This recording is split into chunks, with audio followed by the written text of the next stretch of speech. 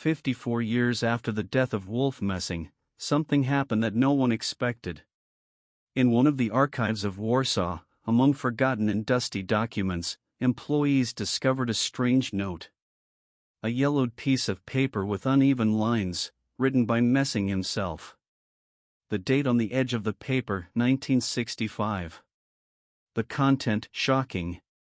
The note spoke of the dead. But not in the way we are used to.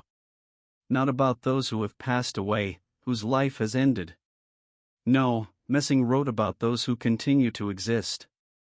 About those who are waiting for us on the other side. Even more puzzling was the phrase, almost illegible but clearly distinguishable, "We will meet them." The intelligence services immediately classified the discovery. Why? What did the man whom Stalin personally called a miracle and whom Hitler believed had abilities capable of changing the course of history know? Why did Messing predict global catastrophes and the collapse of regimes during his lifetime? Why, in his last letter, does he speak of the dead as those who are still among us? The more researchers delved into Messing's life, the more questions arose. After all, it was he who, back in the 30s of the last century, publicly declared that death is only the beginning.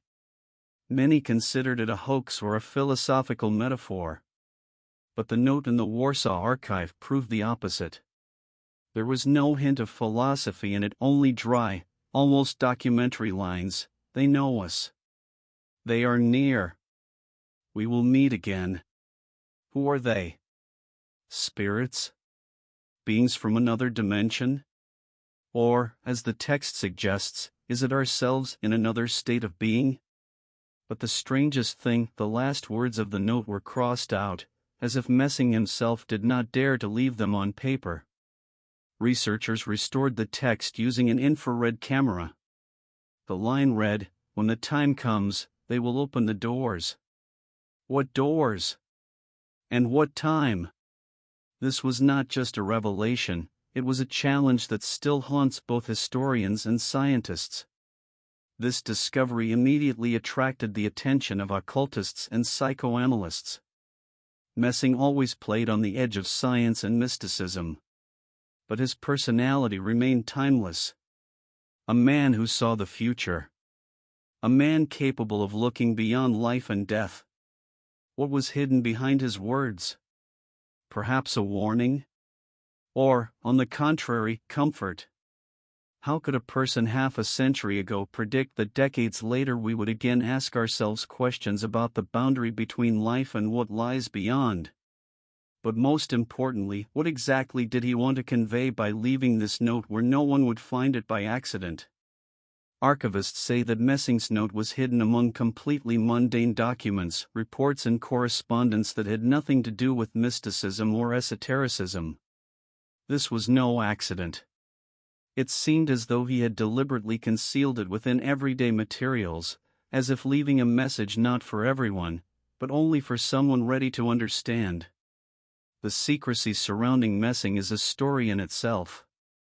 After the war, he was actively invited to closed meetings with political leaders, and among those who heard his predictions were not only Soviet generals but also representatives of intelligence services and scientists. According to one version, his abilities were used in projects related to psychological influence and paranormal research. Yet Messing remained unpredictable, even for those who were used to controlling everything. In one interview shortly before his death, he said, "The truth is not on stage or in the laboratory.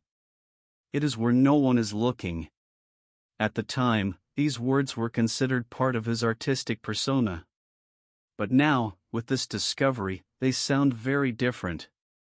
Archive investigators found notes in the margins of the letter, short, almost illegible phrases. One of them particularly puzzled the experts: "They hear when we are silent." How could a man with hypnotic and telepathic skills make such a statement about the dead? Or was he speaking of another reality, one we only faintly suspect? Psychologists and esoteric scholars who studied the text insist that such phrases often appear in ritual texts and ancient manuscripts. But how could Messing have known this? And most importantly, why would a man of science and logic record it?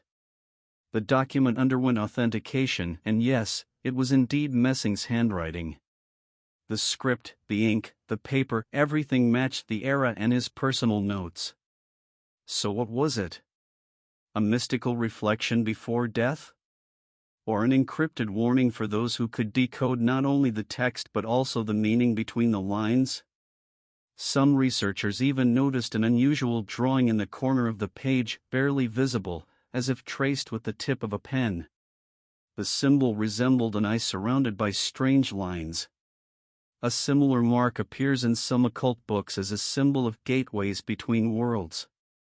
So what is it, a coincidence or a deliberate sign? Was Messing just a hypnotist and telepath? Or someone who truly knew more than is commonly believed? It seems that the deeper we look into this story, the more we fall into an abyss of questions. And perhaps the answer is closer than it seems, right behind those very doors that Messing mentioned in his final note. When news of the discovery finally leaked to the press, interest in Messing's note began to grow at breakneck speed. Some called it the sensation of the century, while others saw it as a dangerous hoax capable of stirring the minds of those who seek answers in the wrong places. But the more experts dissected each line, the more obvious it became. This was no theatrical provocation. The thoughts were expressed too coldly and simply. Without pathos, without hints of tricks or stage effects. The text sounded like the report of a witness who saw what an ordinary person is not meant to see. Particular attention was drawn to the second part of the message, where Messing wrote, "We will meet them not when the heartbeat stops. Time is conditional. Space is an illusion. They are already here. And always have been." These words made even skeptics pause. What does always have been mean? Is he talking about ancestors, lost souls? Or something that has been near us throughout the entire history of humanity? Reading further, researchers came across a fragment that had long been hidden from the general public. They whisper at night. When this city sleeps. They speak not with words, but with silence. Messing claimed to have seen these beings in dreams or in a state he called crossing the threshold. But what he described did not fit into any known psychological theory. They are not images of fear. Not a product of imagination. They are intelligent, he wrote. And here is where the main tension arises. Messing was clearly afraid of what he had learned. His notes are full of anxiety, but not hysteria. He carefully controlled his emotions, like a person who realizes the full scale of what has been revealed to him. And instead of loud statements, restrained but piercing lines. Psychiatrists who studied the text noted, Messing showed no signs of delusion or psychotic disorders. On the contrary, the clarity and logic of his formulations spoke of an extremely sober mind. It was at this moment that a new hypothesis emerged. Perhaps Messing was not simply a witness to a personal experience. Maybe he truly encountered a phenomenon that lies beyond our understanding of time and space. And while some leaned toward the idea of hidden knowledge, others wondered, is it possible that the great hypnotist knew about a boundary beyond which lies the truth about the nature of death and what we call the afterlife? And if they really do exist, does it mean that we live our entire lives literally in their presence, without even suspecting it? Over time, other details began to surface that previously seemed insignificant. One of Messing's former students, who had once worked with him during closed sessions, revealed that in the final years of his life, Messing often uttered cryptic phrases, "We are not alone and soon the boundary will become thinner." Back then, these words were perceived as figurative expressions from a man used to playing with the psychology of his audience. But now, these words sounded like a direct warning. The most disturbing thing, according to the student, was that Messing never revealed the details of these encounters with the others. It was as if he feared that saying too much could be dangerous. When his students asked questions, he would often cut them off with a brief phrase, "Not yet." As if he knew that certain knowledge might be taken too literally or lead to consequences no one was ready for. In the note, closer to the end of the text, another strange paragraph was found: "When the doors open, they will not ask for permission. They will come quietly." This sentence caused a real storm in archival circles. Who are they and what doors? Why does Messing speak of them with concern, yet without condemnation? Some researchers suggested that Messing was referring to a specific moment in human history, a time when the boundaries between worlds or realities would indeed weaken. Could it be a metaphor? But what if it is not? At the same time, other strange testimonies began to surface. In the old notes of a Polish psychiatrist who worked with Messing in the early 1950s, there was a record of his unusual trance states. Allegedly, during one of these sessions, Messing suddenly froze and then said, "They are watching. Already here." What is curious is that on the same night, according to eyewitnesses, the equipment in the house where the session took place began turning on and off by itself, shadows were seen in the windows, and strange noises and barely audible voices appeared on the walls. Later, this was dismissed as collective suggestion, but Messing himself seemed to become a different person afterward, withdrawn, silent, and deeply troubled. And now, 54 years later, the discovered note seems to confirm the boldest suspicions. Messing truly knew something. He knew something he carefully concealed even from those closest to him. The final fragment of the note, which had long remained hidden due to damage to the paper, was restored using modern technology. It was written in a different handwriting, as if hastily, with a trembling hand, and possibly at a moment of intense emotional strain. The lines read like a personal confession: "I tried to warn them, but no one listened. They come not only for souls, they come for knowledge." This phrase changed everything. Until then, it was believed that the text might refer to a mystical or even philosophical concept. But now the researchers were faced with a new question: what if it is truly about a force that does not simply wait for us beyond death, but actively interacts with our world? The final paragraph of the note was even more unsettling: "We will meet them at the hour when the clocks stop. Do not be afraid. Understand." Simple words, but their ambiguity made even the staunchest skeptics reflect deeply. What does "when the clocks stop" mean? A symbolic death? A global catastrophe? Or a moment when time, as a concept, loses its power? And most importantly, why does he write "do not be afraid"? Historians noted that this writing style was uncharacteristic of Messing. Usually, he was brief and dry in his statements.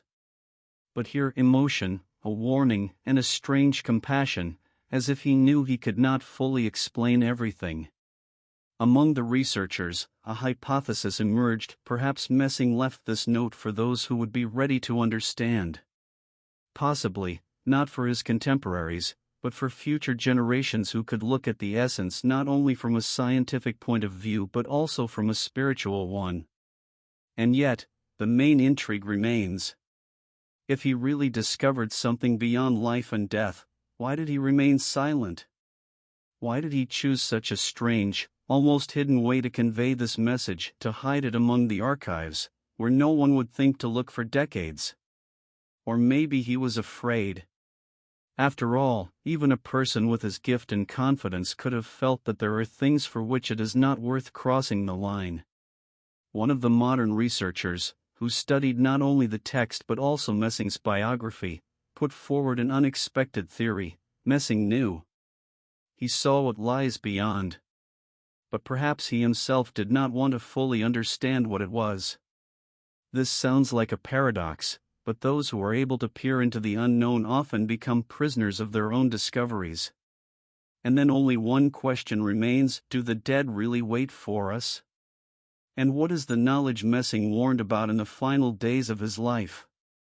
The ending turned out to be even more unexpected. Inside the envelope that contained Messing's note, archive staff discovered a small scrap of paper that had initially gone unnoticed.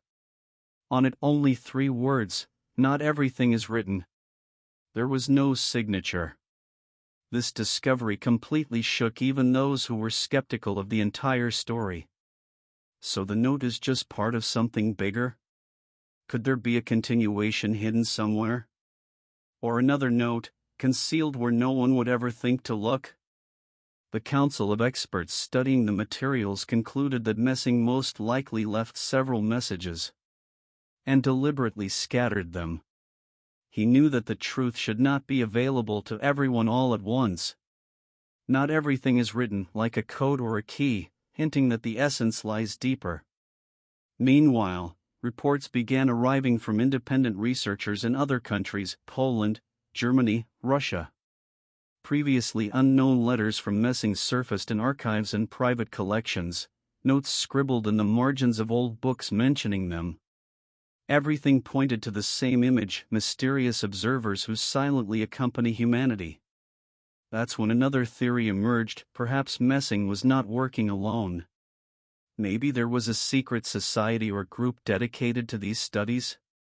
After all, the style of writing and the symbols found in the materials pointed to a broader context. A group of initiates who knew about those very doors between worlds. And then came the most intriguing idea. One specialist in the field of subconscious psychology proposed a hypothesis: they are not only external entities. They could be a symbol of something within ourselves, hidden behind the veil of familiar perception. Messing might have been describing the phenomenon of the collective unconscious, which, at the moment of death, reveals something to a person that is impossible to put into words.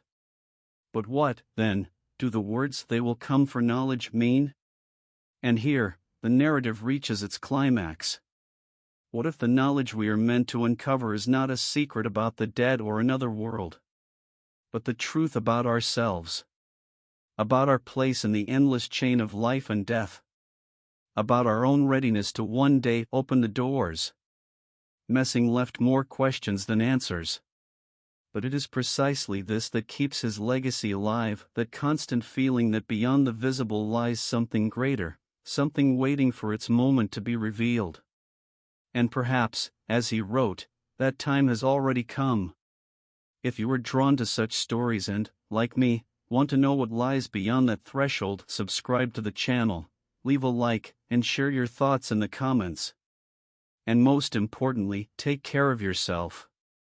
Because sometimes, mysteries are much closer than we think.